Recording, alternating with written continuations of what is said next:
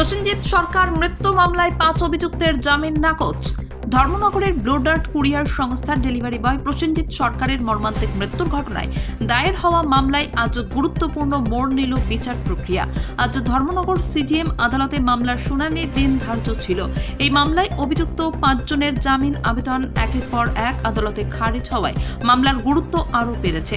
জানা গিয়েছে, এই মামলায় 3 জন অভিযুক্ত ডিস্ট্রিক্ট অ্যান্ড সেশন জজ কোর্টে বিল অর্থাৎ জামিন পিটিশন দাখিল করেছিলেন, যার মামলা নাম্বার ছিল 73/2025। মামলার তদন্তকারী অফিসারের পেশ করা অভ্যন্তরীণ তদন্ত রিপোর্টে অভিযুক্ত 5 জনের বিরুদ্ধে একাধিক গুরুত্বপূর্ণ তথ্য উঠে আসায় মাননীয় ডিস্ট্রিক্ট অ্যান্ড সেশন জজ কোর্ট তাদের জামিন আবেদন খারিজ করে দেন। এরপর একই মামলায় অপর 2 জন অভিযুক্ত লয়ার কোর্টে পৃথকভাবে জামিন আবেদন জানালেও আজ মাননীয় আদালত ডিস্ট্রিক্ট অ্যান্ড সেশন জজ কোর্টের আদেশের মান্যতা দিয়ে সেই জামিন আবেদনও খারিজ করে দেওয়া হয়। মামলায় তদন্তকারী অফিসার এদিন মাননীয় আদালতের কাছে একটি গুরুত্বপূর্ণ আবেদন জানান। তিনি প্রসেনজিৎ সরকারের মৃত্যুর ঘটনায় আত্মহত্যার প্ররোচনার ধারা যুক্ত করার জন্য আবেদন করেন। মামলার নথি ও তদন্তে উঠে আসা তথ্যের ভিত্তিতে মাননীয় আদালত সেই আবেদন গ্রহণ করে উক্ত ধারা যুক্ত করার নির্দেশ দেন। এই মামলার পক্ষের আইনজীবী অ্যাডভোকেট দেবদাস বক্সি সাংবাদিকদের জানান, তদন্তকারী অফিসার এখনো পর্যন্ত যে সমস্ত তথ্য আদালতে পেশ করেছেন তাতে এটা স্পষ্ট যে অভিযুক্ত 5 জনই প্রসেনজিৎ সরকারকে আত্মহত্যার দিকে ঠেলে দিয়েছে। তার মতে আজ অভিযুক্ত 5 জনের জামিন খারিজ হওয়া সত্য ও ন্যায়ের পথে একটি গুরুত্বপূর্ণ পদক্ষেপ। তদন্তকারী অফিসারের রিপোর্ট অনুযায়ী আজ আরও এক চাঞ্চল্যকর তথ্য সামনে আসে। অভিযোগ, এই মামলার সঙ্গে যুক্ত অভিযুক্তরা সামাজিক মাধ্যম, হোয়াটসঅ্যাপ গ্রুপ, ফেসবুক এবং ইনস্টাগ্রাম ব্যবহার করে বিভিন্ন বার্তা আদান প্রদান করেছিল এবং পরবর্তীতে সেগুলি ডিলিট করে দেয়। এই তথ্যের প্রেক্ষিতে তদন্তকারী অফিসার মাননীয় আদালতের কাছে অভিযুক্তদের আরও জিজ্ঞাসাবাদের জন্য অতিরিক্ত 2 দিন সময় প্রার্থনা করেন। এদিন মামলায় পরবর্তী পর্যায়ে অপর 2 জন অভিযুক্তের আইনজীবী আদালতে তাদের মক্কেলদের নির্দোষ দাবি করে জামিনের আবেদন জানান। তবে মাননীয় আদালত স্পষ্টভাবে জানিয়ে দেন, প্রথম 3 জন অভিযুক্ত যে অপরাধের ভিত্তিতে গ্রেপ্তার হয়েছেন, অপর 2 জনও একই অপরাধে গ্রেপ্তার হয়েছেন। ফলে 5 জন অভিযুক্তই সমান অপরাধে অভিযুক্ত বলে গণ্য হবেন। সেই যুক্তিতে আদালত তাদের জামিন আবেদনও খারিজ করে দেন। শেষ পর্যন্ত মাননীয় আদালত এই মামলায় 5 অভিযুক্তকে আগামী 22শে জানুয়ারি পর্যন্ত পুনরায় জেল হেফাজতে রাখার নির্দেশ দেন। একই সঙ্গে মামলার পরবর্তী শুনানির তারিখ আগামী 22শে জানুয়ারি নির্ধারণ করা হয়েছে। প্রসেনজিৎ সরকার মৃত্যু মামলার তদন্ত যে সঠিক দিকে এগোচ্ছে এবং প্রতিদিন নতুন নতুন গুরুত্বপূর্ণ তথ্য সামনে আসছে, তা এদিনের আদালতের কার্যক্রমের আরও একবার স্পষ্ট হয়ে উঠল। ধর্মনগর থেকে নিজস্ব প্রতিনিধির রিপোর্ট, আর এই ধর্মনগর। দেখতে পারলাম আপনি ধর্মনগর জেলা দায়রা আদালতে রয়েছেন এবং আজকে 9 তারিখ একটি শুনানি হয়েছে। তো কী বিষয় নিয়ে প্রসেনজিৎ কেসের শুনানিটা হয়েছে? দেখুন, সর্বপ্রথম বিষয় হচ্ছে, আপনারা সবাই অবগত আছেন যে এই কেসের প্রথম 3 জন আসামি যারা ছিল তারা ডিস্ট্রিক্ট অ্যান্ড সেশন জাজ কোর্টে ধর্মনগরের মহামান্য আদালতে ওনারা বেল পিটিশন ফাইল করেছিলেন 439 এবং এই বেল পিটিশনের নাম্বার ছিল 73/2025 and that was rejected by the Honorable District and Session Judge Court with observation that there is a sufficient materials against the accused persons and moreover there is a ingredients of section 108 that is abatement of suicide। তার মানে প্রথম থেকে যে জিনিসটা উঠে আসছিল যে they are involved in the commission of the crime in the difference way, সেটা মহামান্য আদালত তাদের বিল পিটিশনটা রিজেক্ট করে দিয়েছে। যথারীতি আজকে নিচের কোর্টে ডেট ছিল, নিচের কোর্টে ওনারা আবার বিল পিটিশন ফাইল করেছেন।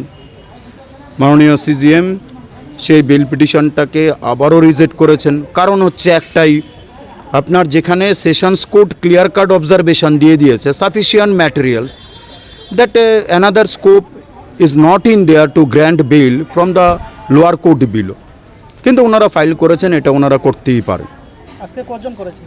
আজকে টোটাল 5 জন বিল পিটিশন ফাইল করেছিলেন। টোটাল 5 জন এই কেসে আসামি ছিল, 5 জনেই ফাইল করেছেন। বাকি 2 জনের ক্ষেত্রে বলার চেষ্টা করা হয়েছে they are the innocent of this case, কিন্তু আমি আপনাকে বলতে চাইছি অ্যাজ এ আমাদের যিনি সরকার পক্ষের আইনজীবী রয়েছেন শ্রদ্ধেয় বিশ্বজিৎ দাস, এবং আপনারা অবগত আছেন যে উচ্চ আদালতের ক্ষেত্রে মানে আমাদের ডিস্ট্রিক্ট অ্যান্ড সেশন জাজ কোর্টের ক্ষেত্রে সরকার পক্ষের আইনজীবী ছিলেন মাননীয় পার্থপাল স্যার মহোদয়, এবং আপনারা এটাও জানেন যে আগরতলা স্বনামধন্য আইনজীবী আমার অনুরোধে শঙ্করলু স্যার এখানে উপস্থিত হয়েছিলেন, দীর্ঘক্ষণ হিয়ারিং করেছিলেন।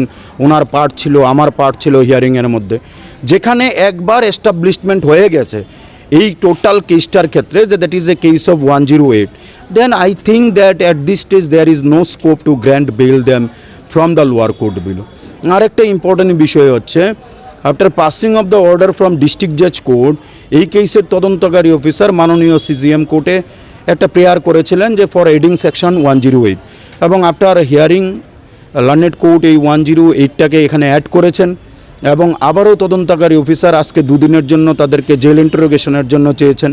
পরপর বাকি দুজন আসামির ক্ষেত্রে 6 বার জেল ইন্টারোগেশনের জন্য প্রেয়ার চেয়েছেন। কারণ ছিল একটাই, কারণ হচ্ছে তথ্যের ভিত্তিতে এবং পুলিশের রিপোর্টের ভিত্তিতে পুলিশ বলার চেষ্টা করছে যে এই বাকি দুজন আসামি তারা হোয়াটসঅ্যাপ এবং ফেসবুক এবং ইনস্টাগ্রাম বিভিন্ন কিছু, মানে মূল বিষয়টা হচ্ছে প্রসেনজিৎ সরকারের যে ভিডিওটা সোশ্যাল মিডিয়াতে ভাইরাল হয়েছিল যে বিবাদীরা মিলে তাকে মারধর করছে এবং বিভিন্ন কিছু বলার চেষ্টা করছে, বিভিন্নভাবে ধমক দেওয়ার চেষ্টা করছে, এই সমস্ত ভিডিওগুলি তারা নিজেরা মোবাইলে ক্যাপচার করেছিল এবং এই ভিডিওগুলিকে তারা বিভিন্নভাবে ডিলিট করে দিয়েছে। That has to be proved by the investigation officer to not only today, that also in 31/12/2025 যে ফরওয়ার্ডিং রিপোর্ট ছিল সেটাতে এস্টাবলিশড হয়ে গেছে। সুতরাং আমরা আজকের দিন এখানে বলতে পারি যে আমরা যে চাহিদাটা ছিল, আমাদের সোশ্যাল মিডিয়া বলুন, প্রিন্ট মিডিয়া বলুন, আর ইলেকট্রনিক মিডিয়া বলুন, আর আমাদের ধর্মনগরের মানুষের যে একটা মানে সোশ্যালিভাবে যে দাবিটা ওনারা চলেছিলেন যে জাস্টিস ফর প্রসেনজিৎ সরকার, আমরা আজকের দিনেও বলতে পারি যে তাদের বেল রিজেক্ট হয়েছে। সাফিসিয়েন্ট ম্যাটেরিয়ালস তাদের এগেনস্টে এস্টাবলিশমেন্ট আছে এবং তাদেরকে আবারও জেলে পাঠানো হয়েছে। 22 তারিখে তাদের আবার ডেট ফিক্স করা হয়েছে রিমান্ডেড। স্যার তাদের কি আজকে কোর্টে তোলা হয়েছিল না ভার্চুয়ালি? না, তাদেরকে ভার্চুয়ালি করা হয়েছে। তাহলে কি স্যার মনে করেন যে প্রসেনজিতের পরিবার জাস্টিসের দিকে ধীরে ধীরে এগোচ্ছে কি মনে করেন? দেখুন, আমি আপনাকে বলছি যে তদন্তকারী অফিসার ওনার দিক চিন্তা করে, ধর্মনগরের ওসি সাহেব রয়েছেন, এসপি সাহেব রয়েছেন, এসডিপিও সাহেব রয়েছেন।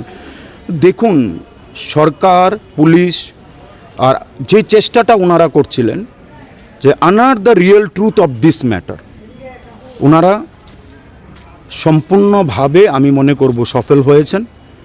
এবং ওনাদের সহযোগিতায়, সরকার পক্ষের আইনজীবীদের সহযোগিতায় এবং মাননীয় শঙ্করলু স্যার মহোদয় যিনি আগরতলা থেকে এসেছিলেন, আমরা একটা কথা বলছি, আমরা কোনো স্বার্থ ছাড়া জাস্টিস ফর প্রসেনজিৎ সরকারের জন্য এই কেসে এপিয়ার হচ্ছি।